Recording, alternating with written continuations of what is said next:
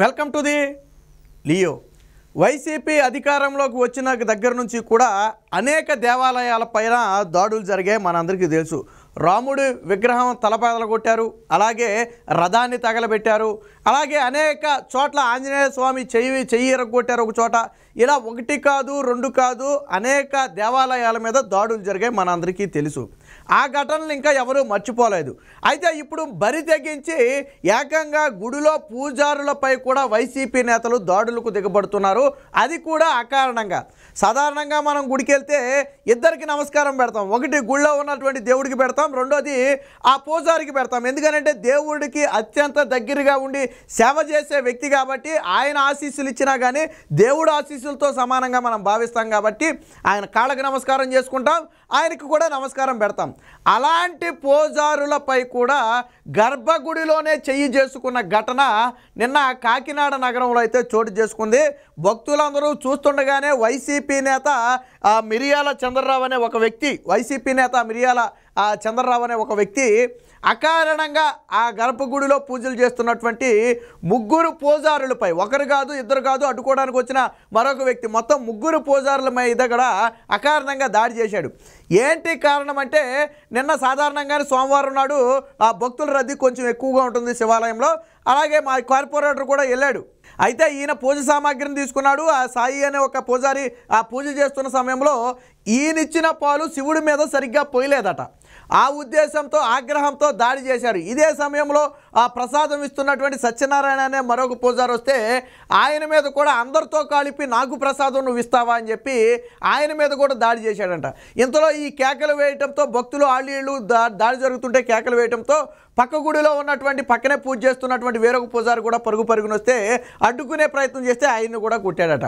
కొట్టడమే కాకుండా మీ అంతు చూస్తాను, మీరు ఎలా పూజలు చేస్తారో నేను చూస్తానని చెప్పి మొత్తం కూడా వేరంగం సృష్టించి వెళ్ళిపోతే అవన్నీ కూడా భక్తులు చూసి ఏంటి ఈ చర్య, ఆ పూజారులు పూజ చేస్తుంటే వాళ్ళ మీద దాడి చేయటం ఏంటని చెప్పి వాళ్ళు కూడా ఒకంత ఆగ్రహం వ్యక్తం చేసే పరిస్థితి. సో జనం ఎక్కువ ఉండటంతో ఆయన కూడా ఏం చేశాడంటే దాడి చేసి వెంటనే తిరిగి వెళ్ళిపోయాడు. దీని మీద పోలీసులకు ఫిర్యాదు చేసిన మొదట కేసు నమోదు చేయడానికి కొంచెం సంకోచించారు. ఎందుకంటే వైసీపీ నేతలు ఒత్తిడి ఉంది, ఆయన మీద కేసు నమోదు చేయకుండా అడ్డుకోవాలని చెప్పి వైసీపీ నేతలు ఒత్తిడి ఉండడంతో మొదటగా తీసుకోలేదు. బట్ ఇష్యూ పెద్దదవటంతో తప్పని పరిస్థితుల్లో ఆ వ్యక్తి మీద అయితే కేసు నమోదు చేశారు. దీనికి సంబంధించి ఆల్రెడీ ఆ దేవాదాయ శాఖకు అలాగే పోలీసులకు అందరికీ కూడా ఫిర్యాదు చేయడం జరిగింది. అంటే రాష్ట్రంలో పరిస్థితులు చూడండి, అభిషేకం సరిగ్గా చేయలేదని, లేదా శివుడి మీద పాలు సరిగ్గా పోయలేదనో, నాకు శటగోపం పెట్టలేదనో, నాకు ప్రసాదం పెట్టలేదనో దాడి చేయడం అనేది గతంలో ఎప్పుడైనా చూసామా? ఒకవేళ నిజంగా ప్రసాదం పెట్టకపోయినా అడిగి తీసుకుంటాం, అదేమన్నా నామోషియా అక్కడ? అలాగే పూజారులకు తెలియదు అభిషేకం ఎలా చేయాలో, ఈయన వెళ్ళి పూజారులకు అభిషేకం ఎలా చేయాలో చెప్తాడా? గర్భగుడిలోకి వెళ్ళి వేరంగం సృష్టించడం, గర్భగుడిలోకి సాధారణంగా ఎవరిని రానివ్వరు. అయినప్పటికీ ఈయన మాజీ కార్పొరేటర్ కాబట్టి దర్జాగా లోనికి వెళ్ళిపోయాడు. దాడి అక్కడే చేశాడు, అక్కడే వేరంగం చేశాడు. దాడి అంటే కాలుతో దాన్ని చెంప మీద కొట్టాడట. ఎంత దారుణం చూడండి. శివాలయంలో సోమవారం రోజు దాడి జరిగిందంటే పాపాలన్నీ కూడా ఊరికనే పోవు, పైవాడు అన్నీ చూస్తూనే ఉంటాడు. దీనికి సంబంధించిన వార్త కూడా వచ్చింది, ఒకసారి చూద్దాం. ఇది చూడండి.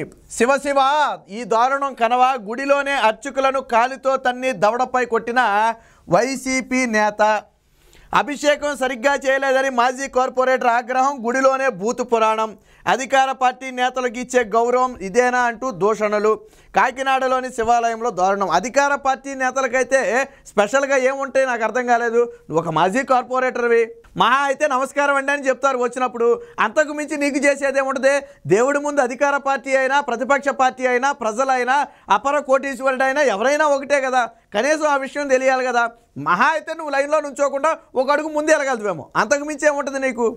అంతేగాని ఒక మాజీ కార్పొరేటర్ని నాకు చేసే న్యాయం ఇదేనా, నాకు ఇచ్చే మీరు గౌరవం ఇదేనా?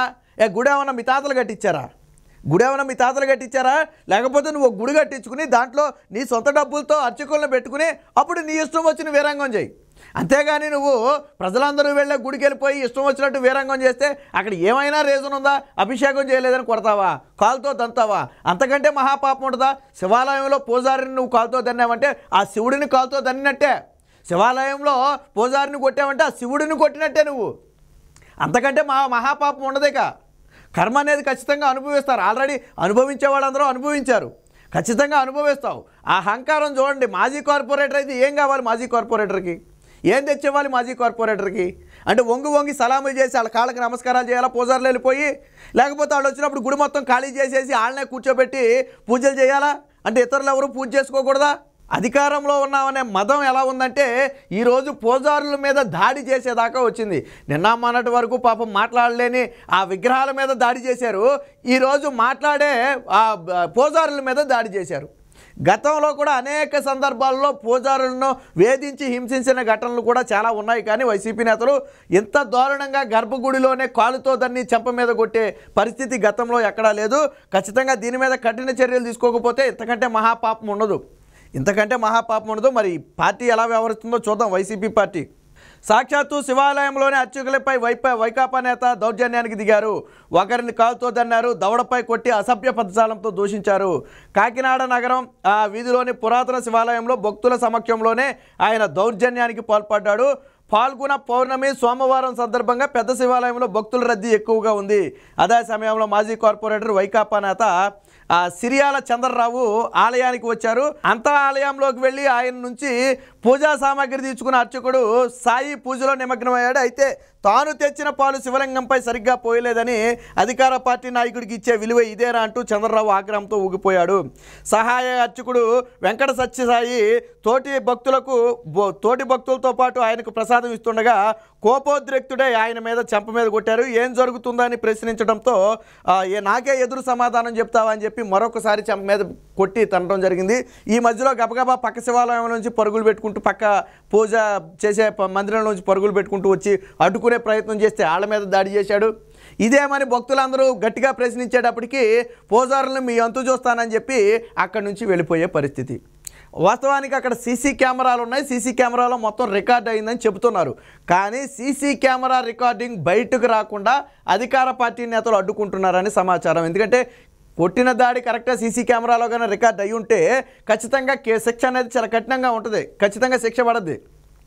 అందుకని ఆ సీసీ కెమెరా బయటకు రాకుండా ఉంటే కేసుని వెంటనే క్లోజ్ చేసేయచ్చు, ఇబ్బంది లేకుండా ఉంటుందనే ఉద్దేశంతో సీసీ కెమెరాలు కూడా బయటకు రాకుండా అడ్డుకుంటున్నారని చెప్పి ఈరోజు అర్చక సంఘాలన్నీ కూడా ఆవేదన వ్యక్తం చేస్తున్నాయి. ఇక్కడ చూడవచ్చు మనం ఆలయంలో ఈవోకు బాధిత అర్చకులు మరియు అర్చకుల సంఘం అందరూ కలిసి ఇక్కడైతే ఫిర్యాదు చేస్తున్నారు. దాన్ని అయితే మనం ఇక్కడ చూడవచ్చు. ఈయనే దాడికి పాల్పడిన ఎవరైతే సిరియాల చంద్రరావు అనే వ్యక్తి ఎవరైతే ఉన్నాడో ఆయనే ఈయన.